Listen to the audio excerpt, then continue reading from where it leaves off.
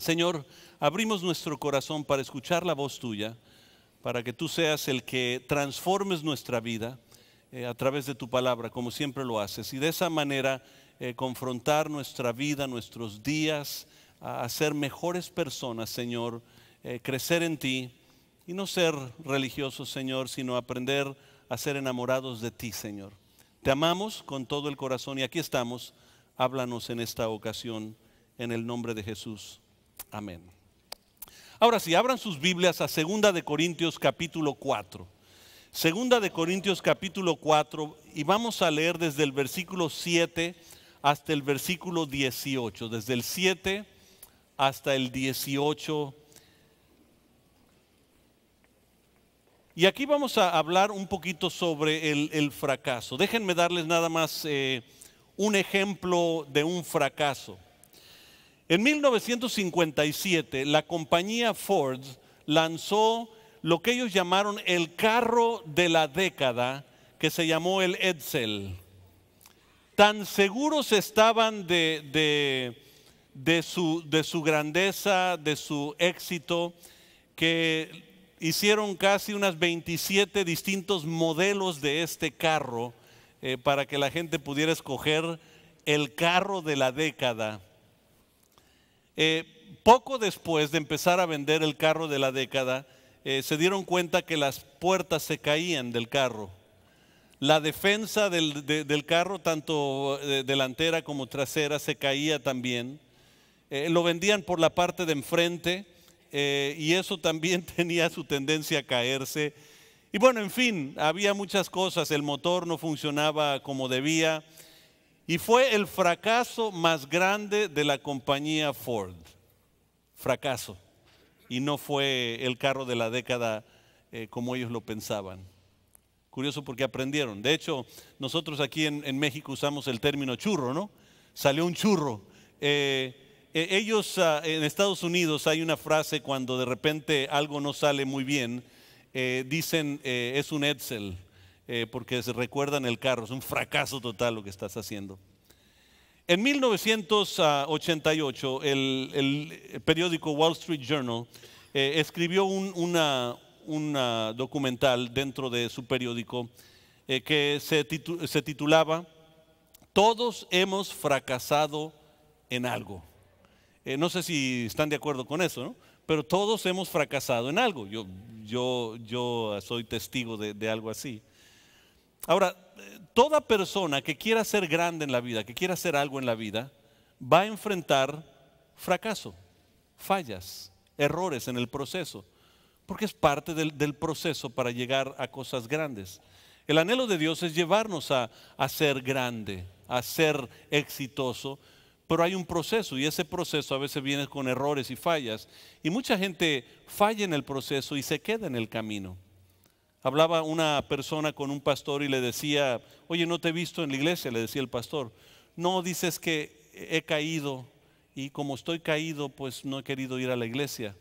Dice, no, tú no eres un caído, tú eres un tonto, porque todo el que cae se levanta y tú todavía sigues caído.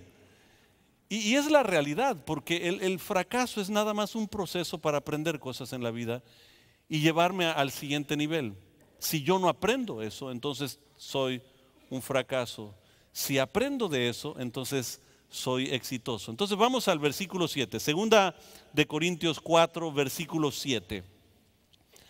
Pero tenemos este tesoro en vasijas de barro, para que se vea qué tan sublime poder viene de Dios y no de nosotros. Nos vemos atribulados en todo, pero no abatidos, perplejos, pero no desesperados, perseguidos, pero no abandonados, derribados, pero no destruidos. Donde quiera que vamos, siempre llevamos en nuestro cuerpo la muerte de Cristo, para que también su vida se manifieste en nuestro cuerpo. Aquí lo primero que tenemos que hacer es enfrentar el fracaso. Y van a notar, por favor, en sus hojas, anoten esto. Vasos de barro significa que somos humanos. Y el ser humano significa que vas a cometer errores. Entonces eso cuando el apóstol Pablo dice ustedes son vasijas, vasos de barro, está diciendo básicamente eso. También anoten eso, es por ser humanos fallamos o fracasamos. Quisiera hacerles la pregunta, ustedes, ¿cuántos de ustedes han fracasado en algo en la vida? Hay algunos, el 50%. Los otros deben de estar ya con el Señor allá, sentado a la diestra del Padre, ¿no? ¿Cuántos no van a levantar la mano? No importa qué pregunte yo, ¿no? Eso. Por ser humanos fallamos o fracasamos, esa es parte del proceso. Anota ahí en tus hojas Santiago capítulo 3, versículo 2. Y es curioso cómo lo describe Santiago. Santiago dice que todos fallamos muchas veces. Y no le des el codazo a tu esposo y decir, ya ves, están hablando de ti esta mañana. Todos fallamos muchas veces. Por eso, como en la vida se sabe que todos fallamos muchas veces, se escribió un libro que puedes encontrar en Amazon.com que se llama El libro incompleto de fallas. Está incompleto porque tiene fallas. Y está incompleto porque todavía hay gente que va a fallar, entonces no está completo todavía, sigue continuando. Y es un libro bastante gracioso de la realidad de que somos humanos y cómo nosotros fallamos. Pero es imperante entender lo siguiente, y quiero que también lo tengan anotado. Todo éxito viene con fracasos. No puedes llegar al éxito sin experimentar fracasos en el proceso. Thomas Edison se dio cuenta de eso y en el proceso empezó a darse cuenta que por tratar de inventar una cosa fracasaba, seguía intentando y fracasaba. Y él en lo personal decía que él nada más aprendía las maneras de no hacer las cosas. O sea, él ya sabía lo que no se tenía que hacer, pero todavía seguía intentando para hacerlo. Digo todavía todo eso porque nosotros muchas veces en la vida lo que pasa con nosotros es pasamos por un fracaso, vaya, vamos a decir espiritual en la iglesia o lo que sea, y caemos o fracasamos o fallamos y nos alejamos de Dios.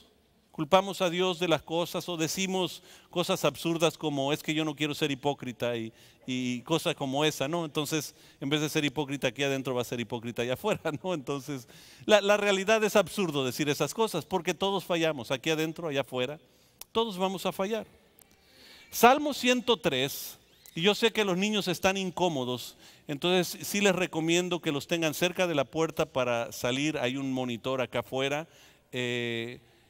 También en cuneros hay monitores para que puedan estar viendo. Entonces sé que están inquietos y quiero nada más recordarles o decirles que estamos ya en el proceso de remodelación con el arquitecto y todo eso de cuneros, del área de niños como habíamos quedado. Ha tomado mucho tiempo, pero ya casi. Entonces, por favor, ténganlos lo más quieto posible.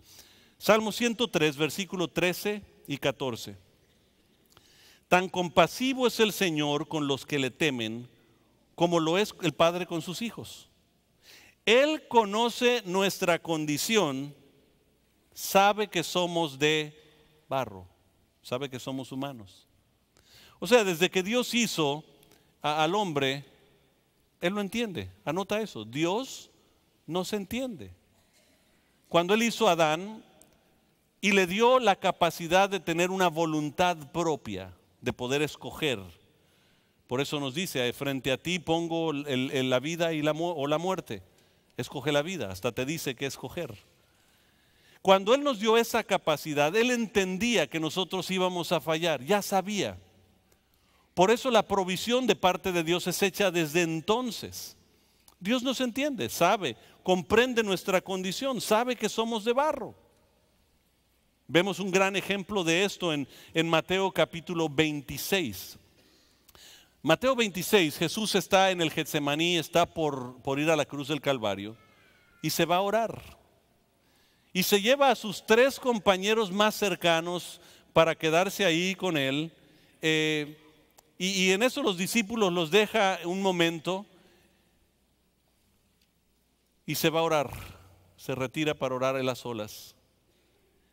Y dice la Biblia que el momento para Jesús fue tan intenso que su sudor se mezclaba con sangre. Dice, salía como color de sangre, como si fuera sangre. Cuando regresa de ese momento intenso, saben lo que estaban haciendo los discípulos, ¿verdad? Descansando en la palabra. Estaban dormidos. Estaban dormidos. Y Jesús dice algo muy interesante en aquel tiempo. Dice, el espíritu está dispuesto, pero la carne es débil. Él entendía. No llegó y dijo, mira qué tan espirituales son ustedes, de veras que me aman, ustedes. Nada de eso. Los despertó y les dijo, no pueden orar conmigo tan solo una hora. Su corazón está quebrado, está doliendo. No porque ellos están dormidos, sino por lo que él está por pasar, el proceso que él está por pasar. Se regresa y cuando viene otra vez los encuentra en la misma condición. Y finalmente dice, duerman, el tiempo ha llegado. O sea, él entendió el dolor, él entendió la condición verdadera de ellos. Él no condenó la condición porque el Señor no mira el fracaso en nuestra vida como el final. Nosotros a veces lo vemos el fracaso en alguien más como el final de la persona, pero Dios no ve así nuestra condición, lo ve muy distinto. Ahí en 2 de Corintios, quiero que vayan al versículo 17, porque aquí empezamos a ver la razón del fracaso. Dice así, pues los sufrimientos ligeros y efímeros que ahora padecemos producen una gloria eterna que vale muchísimo más que todo sufrimiento.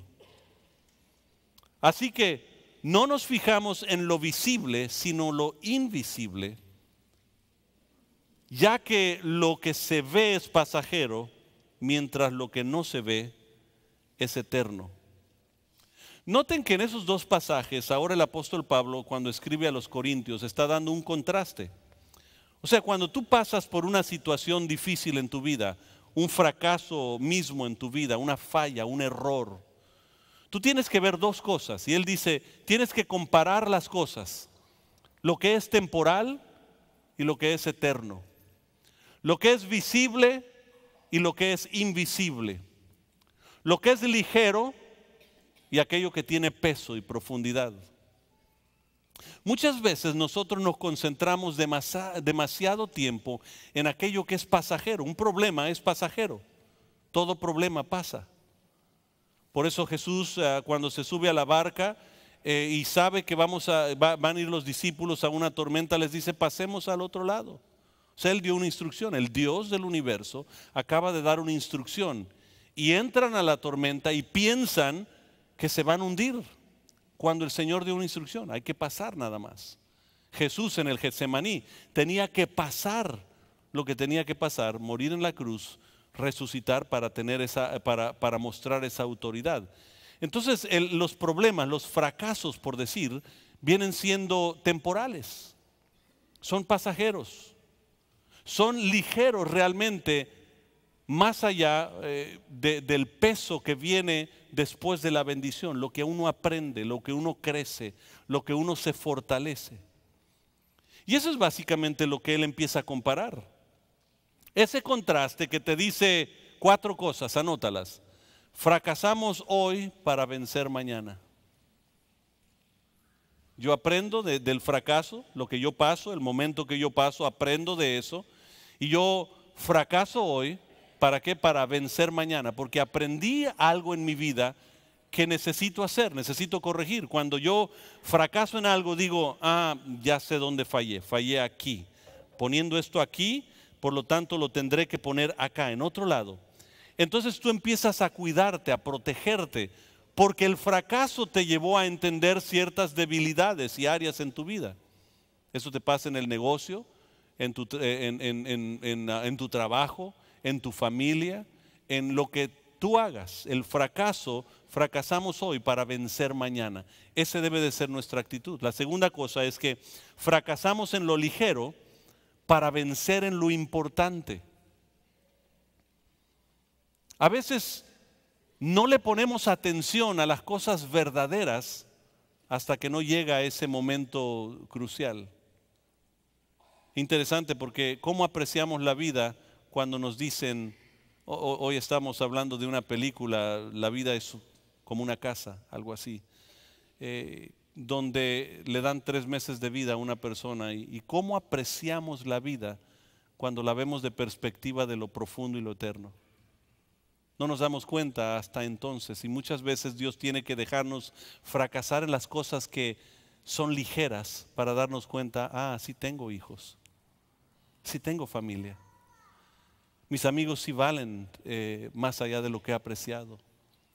El esfuerzo que yo he dado, wow, ¿me entiendes? Empiezas a darte otra perspectiva. Por eso Dios permite los fracasos, para que puedas ver algo mucho más profundo. Lo tercero es fracasamos en lo temporal para vencer en lo eterno. Fracasamos en lo temporal para vencer en lo eterno. Nos vamos dando cuenta poco a poco que lo que vale la pena no es lo que tenemos aquí, sino es mucho más allá. Lo que tenemos aquí nadie se puede llevar todo lo que logras aquí, pero todo lo que has acumulado eterno, Dios, eso es lo que quieres que te enfoques, tu familia, que conozcan bien al Señor Jesús, no que conozcan religión, no que conozcan otra iglesia, que conozcan al Señor Jesús, que conozcas a Dios verdaderamente. La cuarta cosa que aprendemos en esos pasajes es que fracasamos en lo externo para vencer en lo interno. Dios, donde está trabajando en tu vida, es en la parte interior de tu corazón, adentro. No está tan preocupado en las cosas externas tuyas. Anota esto: Dios no le impresionan las apariencias externas. Yo puedo llegar aquí y gritarles gloria a Dios y brincar y todo eso, y ustedes dicen, wow, qué espiritual, Fermín. Y Dios dice, no me impresiona, porque ¿cómo está tu corazón? Entonces muchas veces Dios nos deja fracasar en algo para ver nuestra verdadera condición. A lo mejor tú estabas orando, Señor, bendíceme económicamente, y pum, vino el fracaso económico, y dices, estas cosas de la religión y todo eso, y te vas. Y Dios dice, su corazón estaba puesto no en Dios, sino en lo económico. Como no llegó lo económico, no hay más relación con Dios. Y curiosamente hay mucha gente que tiene una vida ligera, así. Y Dios quiere que fracases en lo externo para realmente condicionarte, y quiere que lo veas de otra perspectiva. De arriba hacia abajo se ve muy distinto que de abajo hacia arriba. Abajo, cuando estás en el mero tiroteo en una guerra, se ve polvo, se ve mucha gente moviéndose, cosas por ahí nada más, fuego, bombas, pero no puedes ver los detalles. Pero estás arriba y puedes decir, ya casi está venciendo, ya casi llega a la meta. Entonces Dios, la verdad es que quiere que nosotros venzamos internamente, porque eso va tomando y transformando todo lo externo. Lo externo nunca transforma lo interno, pero lo interno siempre transforma lo externo, siempre. Por eso me encanta cómo lo dice Peter Marshall.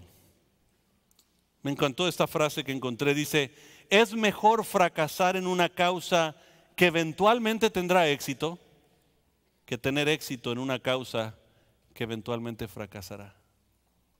Wow.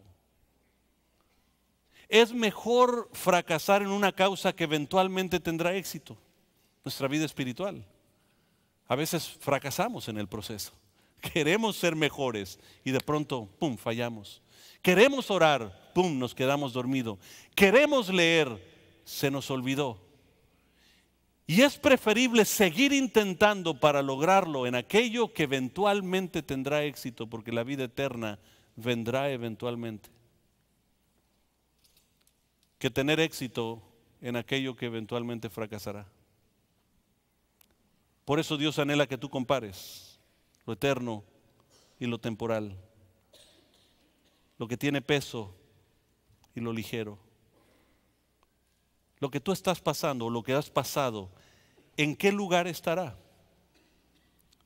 Vayan otra vez a 2 de Corintios y vean el versículo 16. 2 de Corintios 4, versículo 16.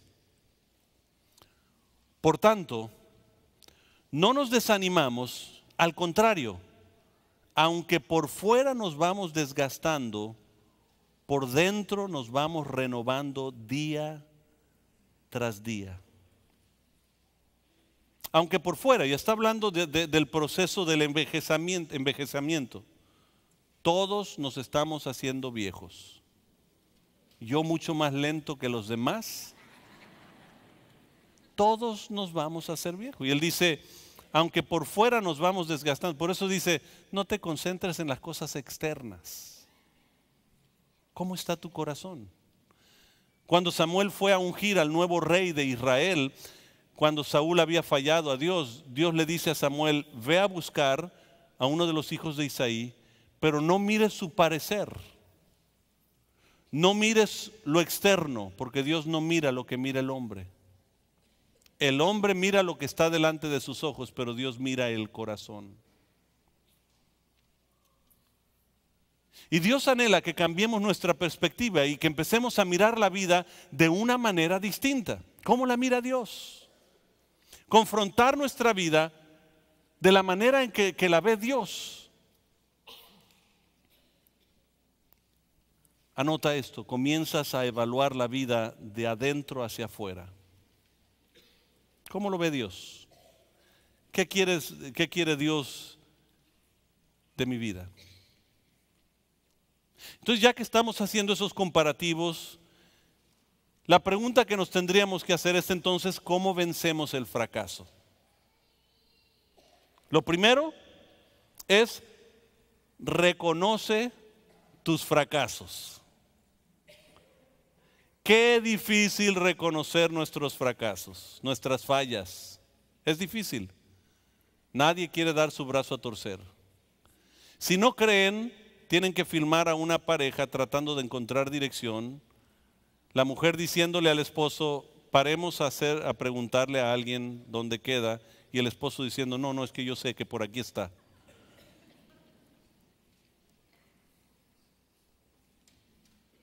¿Por qué? Porque no quiere admitir falla. Pero esa falla no viene desde hoy, viene desde el huerto del Edén.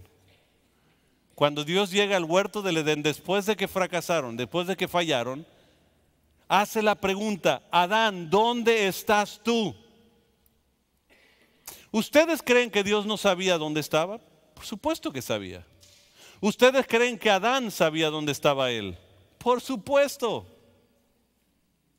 Si hay alguien aquí que está haciendo mal en estos días, que ha estado haciendo cosas malas, usted lo sabe exactamente que estás haciendo mal. Dios ya lo sabe.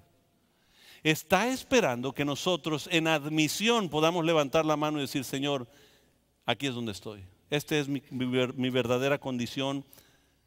Aquí es donde yo tengo que estar. Miren, los grandes hombres no empezaron como grandes hombres. Fracasaron muchas veces. Pero Dios los fue llevando en el proceso al lugar donde los necesitaba tener. En Hebreos capítulo 11 hay una lista de hombres que se llaman los héroes de la fe. Y dentro de esos héroes hay nombres como Moisés. Moisés no fue perfecto. De hecho, Moisés en una ocasión, cuando ya se dio cuenta quién era, para qué estaba destinado, un día ve a un egipcio golpeando a un israelita y va y le pone una buena paliza a tal grado que lo mató. ¿Y saben qué hizo? Agarró y escondió el cuerpo, lo enterró, para que nadie se diera cuenta. Yo me imagino a Dios diciendo, Moisés, ¿dónde estás? No, pues aquí no pasó nada. Mira, escúlcame. El anhelo de Dios es que nosotros enfrentemos nuestro fracaso y digamos, Señor, aquí estoy. La verdad sí fallé. Sara, imagínense Sara a la edad que tenía y que Dios le promete a Abraham que van a tener hijos. Y Abraham llega a la casa de pronto después de esa palabra profética que le llega y le dice, vieja, porque así le decías que estaban viejos, ¿no? Vieja, a que no sabes qué, Dios nos va a mandar un chamaco. Dice la Biblia que ella empezó a decir, estás peor cada día, ¿no te pegaría el Alzheimer? Estás mal, ya estoy muy vieja. Dice la Biblia que ella se burló. O sea, en mi opinión, falló. Pero Dios la lleva a considerarse una de las héroes de la fe. Noé, Dios lo traslada, le muestra que sí va a ser un diluvio, le muestra todo, le lleva a todos los animales. Después de todo eso, ya pasó el diluvio. ¿Saben lo que hizo Noé, verdad? Se puso hasta atrás, celebrando la Santa Cena. No sé qué estaba haciendo, ¿no? Borracho. No era lo que Dios quería. Falló. Fracasó en el intento de ser una buena persona para Dios.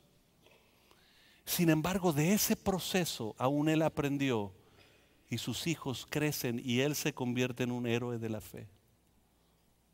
Hombres de barro como tú y yo, hombres y mujeres de barro como tú y yo, que fracasaron, sin embargo, el fracaso Dios lo tornó en éxito.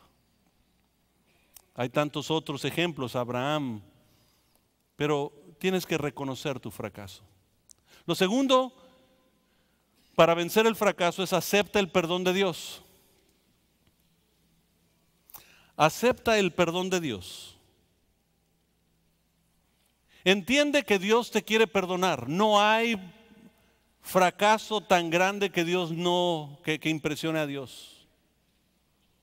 Amados, una de las cosas que yo he aprendido es que no hay cosa que tú puedes hacer que provoque que Dios te ame menos. No hay nada.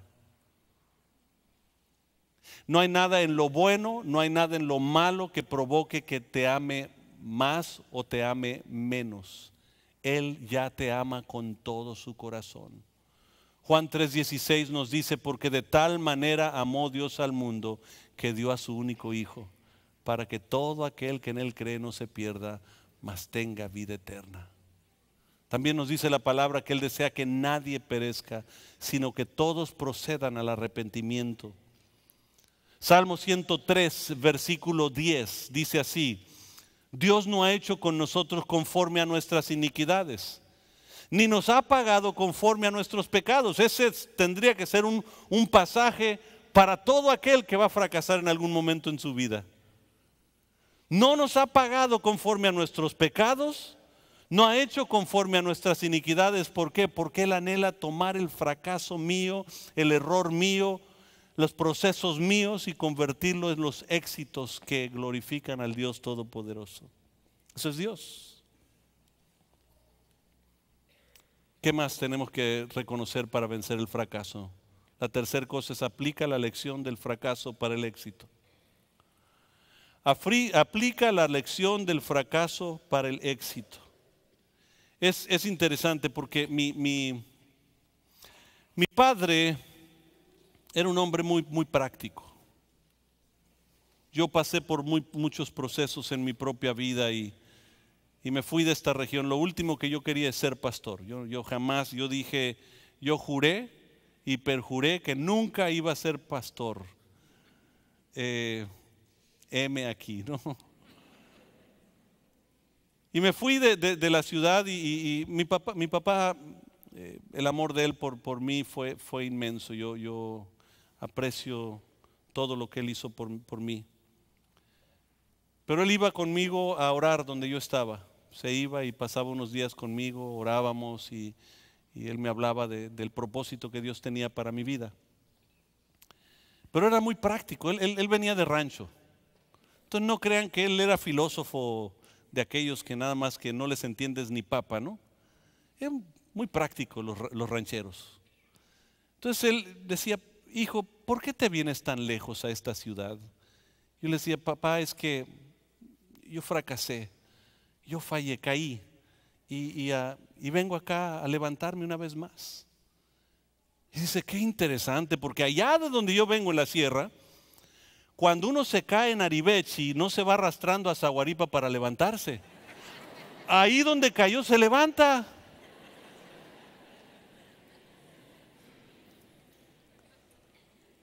Amados, aplica la lección del fracaso para el éxito que Dios tiene determinado para tu vida. Número 4, la cuarta cosa. Entiende, anótalo, que el fracaso es una realidad de vida, no una forma de vida. Jesús dijo, en el mundo tendréis aflicción, pero no te preocupes, yo ya he vencido al mundo. Entonces mejor vivir en Él. La quinta cosa que quiero que anotes es, levántate y camina otra vez. Ahí donde fracasaste, ahí donde fallaste. No hay nada imposible para Dios. Porque fíjense, Jesús llegó en una ocasión a una boda donde se acabó el vino. Se acaba el vino y de pronto llegan con Jesús. María, la madre de Jesús, llega y dice, Jesús, se acabó el vino. Y él dice, bueno, ¿qué queda? Lo único que quedaba es que en las puertas había unos barriles que los judíos ponen de agua para lavarse las manos, porque era un proceso de purificación espiritual. Si tú entrabas a una boda, necesitabas purificarte y lavarte las manos. Y dicen, todo lo que queda es el agua sucia que está allá afuera. Y dice, tráiganmela. Y luego, puestas en manos del maestro, se convierte en el vino más cristalino y puro que había. Nunca habían probado algo igual.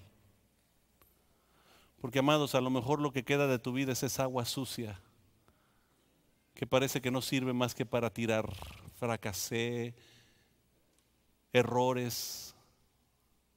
Y Dios todo lo que está diciendo, ¿qué es lo que te queda?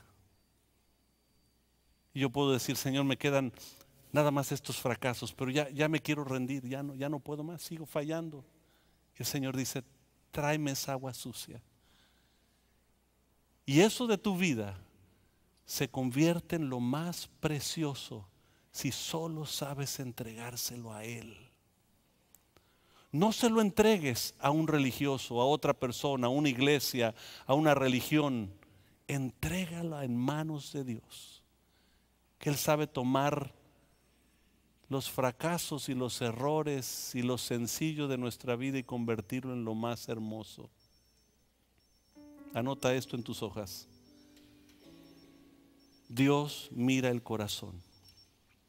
Imagínense, el fracaso humano más grande en la historia. De hecho, hay grupos que tomaron su nombre por el fracaso más grande de la historia de la humanidad, que fue la muerte de Cristo en la cruz del Calvario.